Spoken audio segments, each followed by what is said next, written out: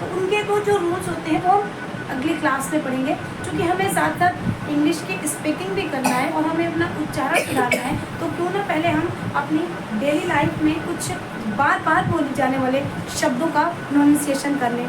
तो जैसे कि डे ऑफ द वीक, यानी कि जो मंडे से संडे तक का जो डेज होते हैं वो हमारी लाइफ में बार बार आते हैं। एक दिन में पता नहीं कितनी बार ये लेटर्स, ये शब्द हमारे सामने आते हैं। तो इन शब्दों को, इनका उच्चारण को क्यों ना हम यहीं से शुरू कर लें।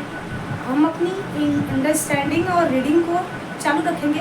जो भी बच्चे होते हैं कि वो ज़रूर संडे मंडे की स्पेलिंग उन्हें स्कूल में याद करा दी जाती है, बट स्पेलिंग याद करने के बाद भी उनका उच्चारण सही नहीं होता है। बाकी बुक की रीडिंग और अंडरस्टैंडिंग या ग्रामर वो तो हमारा चलता ही रहेगा। तो हम इसको सीख लेंगे, क्योंकि ये रेडीमेड है, बना बनाया है, इसमें कुछ चेंज नहीं करना। तो क्यों ना इसको हम लर्न कर लें। तो इसके लिए मैंने यहाँ व्हाइट बोर्ड पे आपको लिख दिया है। आप चाहें तो स्पेलिंग को भी अपने रिवीजन कर सकते हैं। तो जैसा कि हम शुरू करेंगे, MONDAY Monday, TUESDAY Tuesday, WEDNESDAY Wednesday. अब यहाँ पे इसको प्रोनाउंसिएट किया जाता है वेडनेसडे। तो दिस इज नॉट राइट, ये चढ़ जाता है माइंड में। वेडनेसडे बार बार आते आते ये माइंड में सेट हो गया है। तो आपको उसको चेंज करना होगा। आप जब अपने दैनिक जीवन में, डेली रूटीन में इन सबको अप्लाई करेंगे तो ज़रूर, ये मेरा दावा है कि आपकी इंग्लिश इम्प्रूव होगी। और हमें इंग्लिश इम्प्रूव करना है। हमें डायरेक्ट 20 दिन के 25 दिन के कोर्स से इंग्लिश स्पीकिंग सिखाना मेरा उद्देश्य नहीं है कि 21 डेज़ की क्लास। जिसको उच्चारण नहीं पता, जिसको स्पेलिंग, मान लीजिए कि स्पोकन करने के लिए आपको स्पेलिंग की ज़रूरत नहीं है, but you are a student, आप स्पीकिंग तो कर लेंगे, बट एटलीस्ट आप स्टूडेंट हैं। तो आप स्टूडेंट हैं तो आपको इसकी स्पेलिंग ही जाननी है।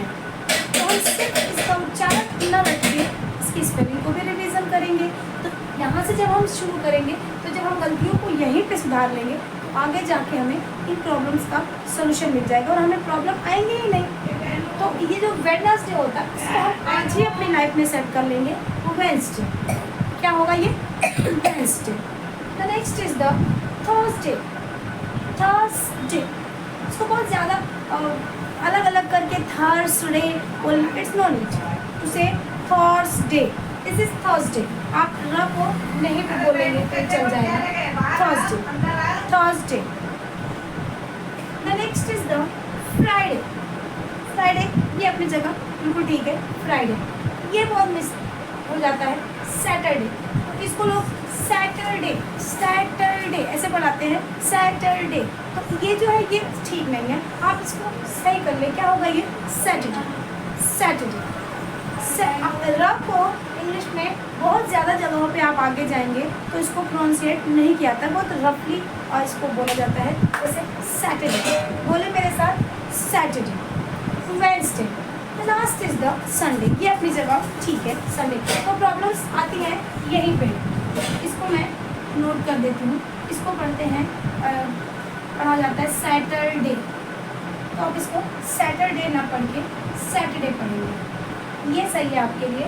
सैटरडे ये मैं इरेज कर देती हूँ, ये दोनों, क्योंकि जो सही है वही होना चाहिए। तो ये हमारा डेज ऑफ द वीक।